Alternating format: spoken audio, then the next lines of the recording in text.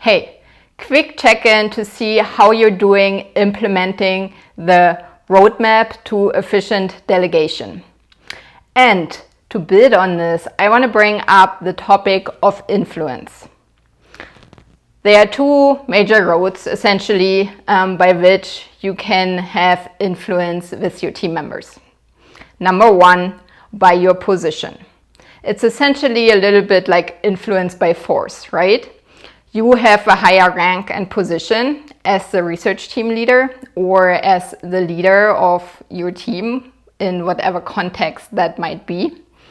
And in that, your team members are subordinates. And you're deciding about, significant aspects of their position and career path, like, for example, their salary, their ability to get paid more or to move into the next career step. And so in that way, you have power over them.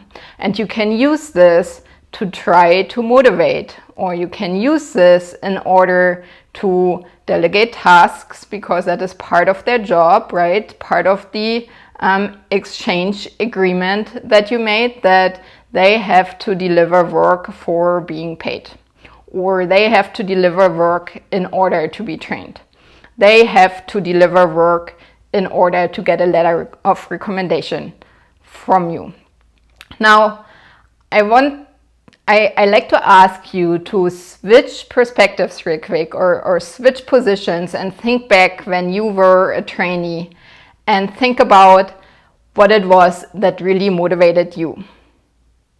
And, if you are ticking like I do, it's definitely not this kind of reciprocal relationship where, I'm getting paid, you're getting paid in order to deliver work. I personally believe that in academia, if that should be the motivator, we would have to be paid much more than we are for, the work that we're doing. Now, if you think about what really did motivate you, then I bet it was a mutual goal. It was that your goals were aligned with the goals of the person that you worked with. So what I asked you to do is to distinguish these two ways of influencing. So there is influencing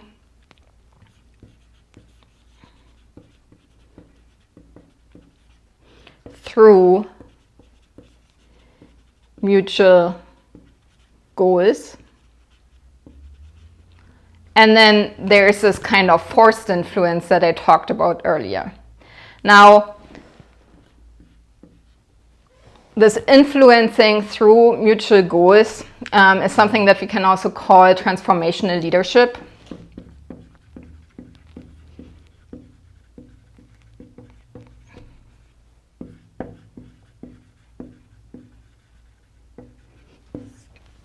And that is a way that earns you influence with your team members. So,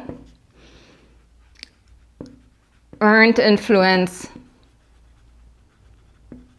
as opposed to influence through position or power through position.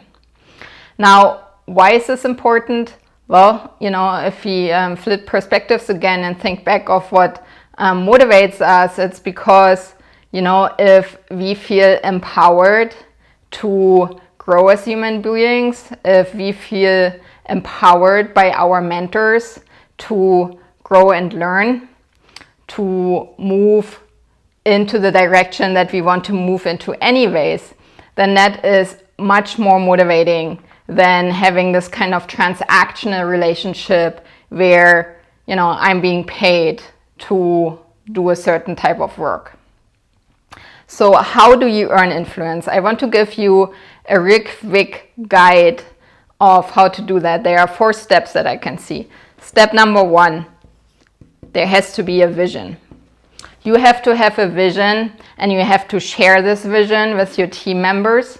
And the reason is that only in that way can the two of you, or the however many team members you have, can determine whether your goals, your visions are aligned. And that alignment of vision and purpose is really key to effective work together as a team. You know, there might be people who are really not in alignment with your vision, and that is perfectly okay. You just don't want these people on your team. So, step number 1, get clear on what your vision is. Step number 2, get buy-in from your team. So it's not sufficient to just have, you know, this like fuzzy understanding that you're like roughly moving in the same direction, right? Oh, we all want to be successful as scientists. I think that is not powerful enough. So you need to put a more specific, clear vision forward. What is it that is really driving you? What do you get passionate about? That might be the science that you're doing, the research that you're doing, or this might be something different. Like for me, it is really empowering my team, like mentoring, like helping people to overcome their bullshit honestly, so that they can grow as human beings and become really great, brilliant, creative scientists. So that is what my vision is, right? And so now, once you have clarity on your vision, you have to get buy-in from your team so that you can use this, you know, essentially as leverage to drive motivation, to drive your projects forward when it gets really hard. Now, once you have this buy-in from your team, that's not enough, right? Or, you know, that's actually not really a step-by-step process. But the third step is you have to walk the talk.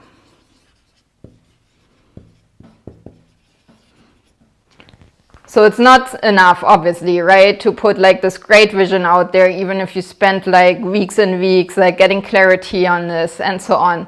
You know, this is only one aspect. You really have to embody this vision. It has to be you who serves as a role model for your team members.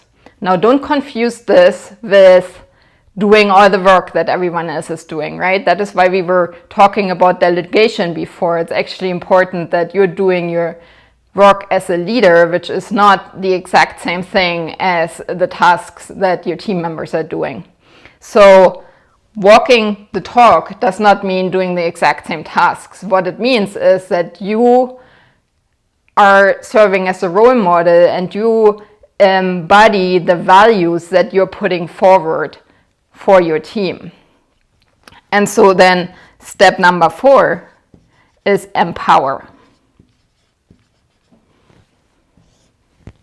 Really crucially important in transformational leadership.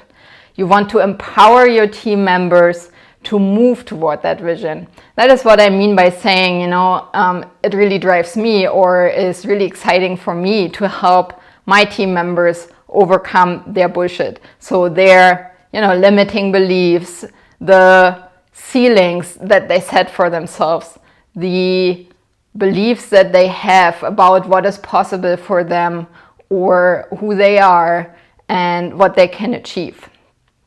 And so I see this step number 4, empower step, that's actually the most exciting part for me, right? So what can you do to help your team members be more powerful, more free, more healthy, more successful, more productive?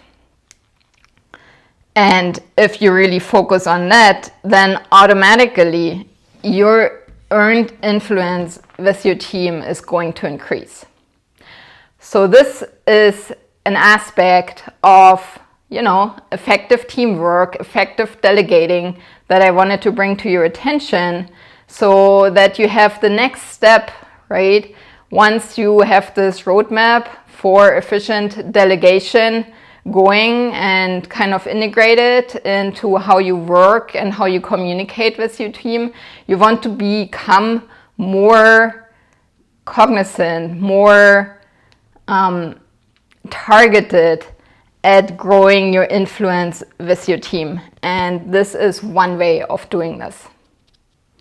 So hope you enjoyed this and it's been useful for you, and see you the next time. Bye.